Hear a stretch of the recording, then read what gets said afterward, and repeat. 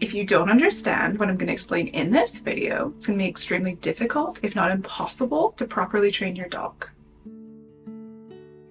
Okay, that might have been a little bit more dramatic than it needed to be, but keeping your dog under threshold is so important during training that you really do need to understand this concept.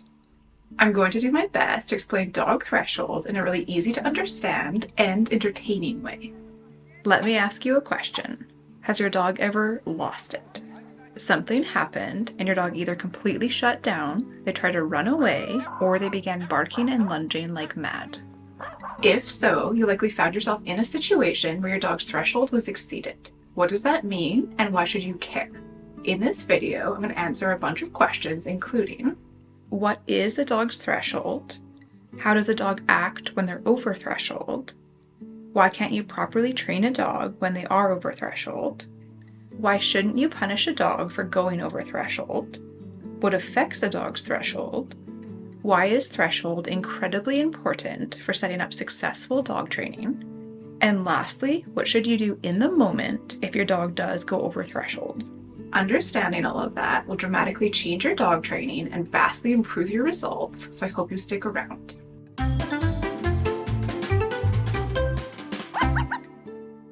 What is a dog's threshold? If a stimulus is strong enough that your dog has noticed it, but they haven't had an emotional response, we say that their threshold hasn't been exceeded. Over threshold is exactly as it sounds. The trigger is strong enough that the dog is now in distress and they're reacting rather than thinking. The dog reached a tipping point and they crossed it. Okay, so I often tell clients is to picture a door threshold. Here I'm sitting in my hallway. Here I'm at threshold, therefore I'm straddling the two rooms. And here I'm in the bedroom.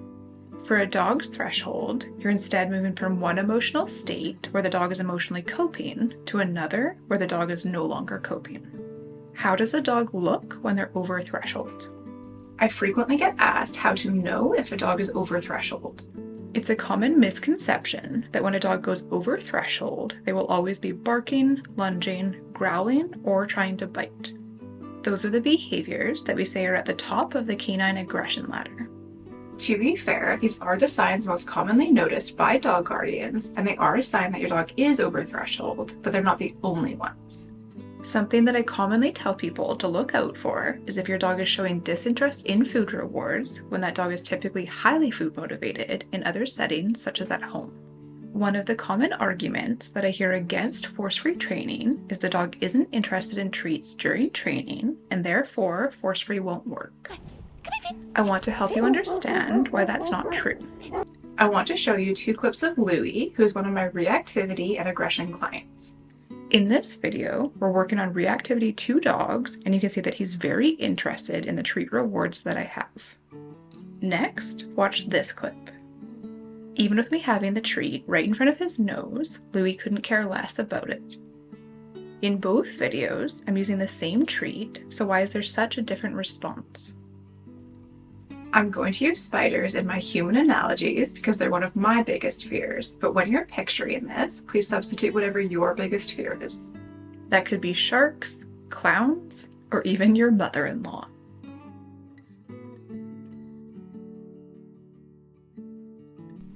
Normally, I love donuts. Do you want a donut? If I'm offered one, I'm typically going to want it. But what if you offered me a donut when there was a spider on my head? I would have no appetite. If you moved that spider to a distance that I could handle, or you gave me a chance to move away from it, the interest in the donut comes back. If your typically very food motivated dog is completely uninterested in treats, the first thing I want you to ask yourself is if you're trying to train them when they're already over threshold. Other signs the dog is over threshold can include taking treats frantically or harshly when it's out of character for that dog, completely freezing or pancaking, in some cases, intense overexcitement such as mouthing, jumping, or zooming around in a frantic manner, or an inability to get your dog's attention with methods that typically work, such as a loaded marker word. Dogs are individuals and they display stress differently, so each dog's over threshold will look a bit different. I often try to get my clients to think of their dog's threshold kind of like their own personal bubble. Try to picture yours. There's a distance that somebody can be from you where you would barely even notice them, a distance from you that feels appropriate for comfortable conversation. Hey, how's your afternoon? Not bad. Working on my video. And a distance that is way too close for comfort. How we respond when somebody's right in our face definitely differs. You might vocalize your discomfort with the person being in your bubble. You may push them away to get a little bit more space, or you may freeze because you're uncomfortable. Another way to think about this is that some people will scream when they're scared on a roller coaster, and other people will just freeze. Both can be equally over threshold, but the outward response is different. Just like there's differences in human reactions, there's differences in how dogs respond or show it when they're over threshold. Why can't you properly train a dog when they're over threshold? When a dog is over threshold, they are in distress. They're not properly thinking or processing. Let's say that you want to teach me a math equation, and for whatever reason, you want to do that when there's a spider in the house. If that spider is far enough away, I can still focus on what you're saying. I can learn because I'm not over threshold. I am aware of the spider, but I'm not having an emotional response to it yet. Now, what if you again put that spider on my head? There is zero chance that I would be able to think clearly. At that point, I'm simply reacting. Imagine that as I'm flailing around trying to get it off, you explain the math equation to me. How much of what you said do you think I'll remember and have truly learned? Literally none, because at that point, my brain is too consumed with my emotional response to having a spider on my head. Dogs are no different. When a dog is over threshold, it is not the time to try to teach them anything. This segues into a side point. Why shouldn't you punish your dog for going over threshold? Occasionally, after I've given that analogy to clients, one might point out that they have watched dog training shows such as Cesar Millan, and their dog was trained while over threshold. This style of training always includes some form of punishment, such as using a prong or a shock collar or harsh leash corrections. So this is actually called suppression, and I'll link a video in the description explaining why it's a bad idea. When your dog is over threshold and therefore reacting accordingly, they aren't choosing to quote-unquote be bad. They're having an involuntary emotional response. Think of the spider on my head analogy. You might freeze with terror if that happened to you. Personally, I would be running around, flailing, probably cussing, trying to get that spider off of my head. If I said something in that time that offended you, or if I accidentally hit you, I didn't do it intentionally. I'm reacting, not thinking. You could somehow inflict enough punishment on me for my behaviors that I learned to shut down while the spider was on my head. At that point, you have suppressed my response, but not the emotions that I'm feeling. I'm still terrified of that spider, even if I don't feel like I'm allowed to show it. A dog's reaction while over threshold is them showing that they cannot handle the situation that they're in. Punishment may prevent them from displaying their emotions, but it does not actually improve their emotional state. It's really important to recognize that. Punishing a dog's response to going over threshold is like taking the batteries out of a smoke detector during an active fire and thinking to yourself, there, I fixed it. No, you did not. You only turned off the warning signal. The fire is very much still there. Using punishment to train a dog might make for what some people consider entertaining TV, but it isn't good dog training because you're not addressing the root of the issue. What affects a dog's threshold? Let's continue using my spider analogy as a substitute for a dog's trigger. Are all spiders created equally? No. Will all interactions with spiders produce the same response in me? Also no. Why? There are obviously aspects that are going to make it more or less likely that an encounter with a spider will push me over a threshold. Let's look at some of those. How many spiders? One spider will scare me less than a cluster of spiders. The intensity of the spider experience. For example, is it a large spider or a little spider? Is the spider stationary or are they running towards me?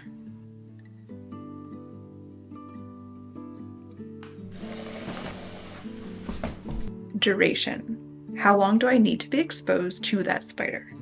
Am I just walking past it for a couple seconds on the sidewalk, Or do I need to sit next to it for a long time?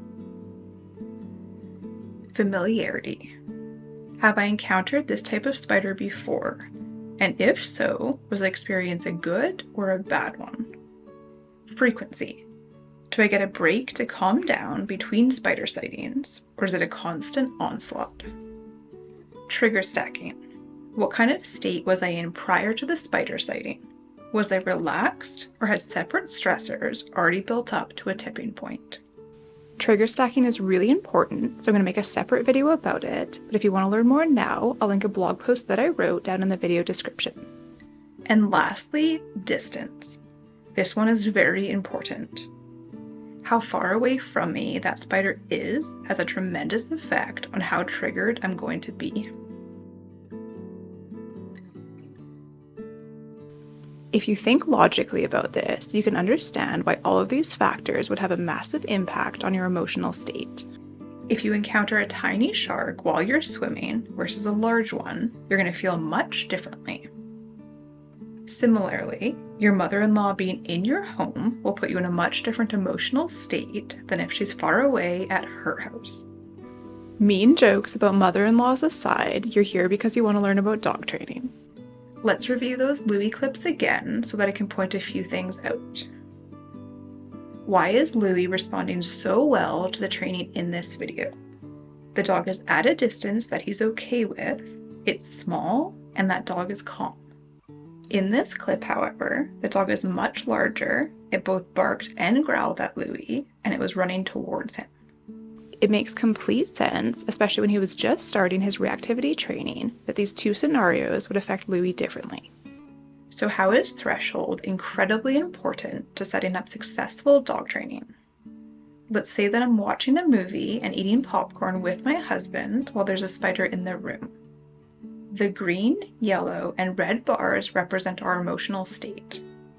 When the spider is far enough away, we're both in a green zone. We're fine and we're focused on the movie. I'm aware that it's there, but I'm still completely okay. Then the spider moves a little bit closer into my yellow zone. At this point, my stress is rising and I lose interest in the popcorn. When the spider moves into the red zone, I'm done.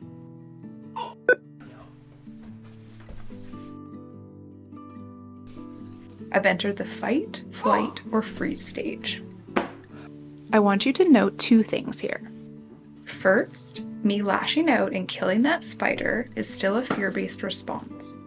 Sometimes when we're incredibly scared, our response is try to neutralize the thing that is scaring us.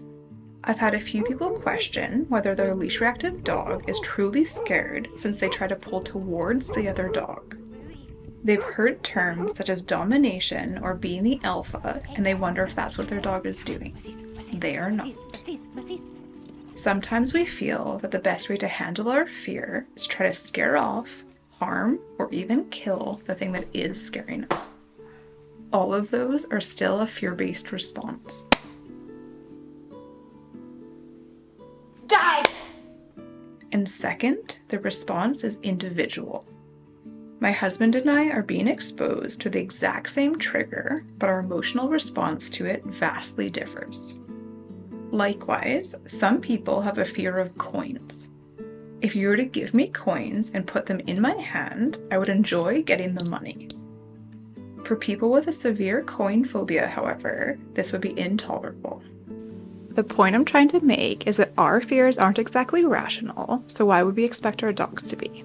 Diesel loves other dogs, while his brother Louie is scared of them. That's okay. Louie just needs a little bit of extra help to work through those fears. Similarly, if I wanted to work on my fear of spiders with a therapist, we would do it in a progressive way dictated by my comfort level. This is referred to as desensitization and counter-conditioning. With proper exposure training, we could improve my ability to stay in that green zone despite increasing intensity. I used a similar gradual approach to get Louie, who used to be reactive to dogs blocks away, to be okay walking right past or right with one on the sidewalk. My tutorials for the next few months are going to feature many of my reactive and aggressive clients. I want to show you the genuine training plans that I used to keep the dogs under threshold while I worked on changing their reactions to their triggers. Hit subscribe on the channel if you want to watch those. What if your dog is pushed over threshold? The more aware we are of our dog's triggers and of the factors that influence threshold, the easier it is to manage. However, we do live in the real world. There's likely going to be moments that your dog is pushed over threshold, so what should you do in those moments?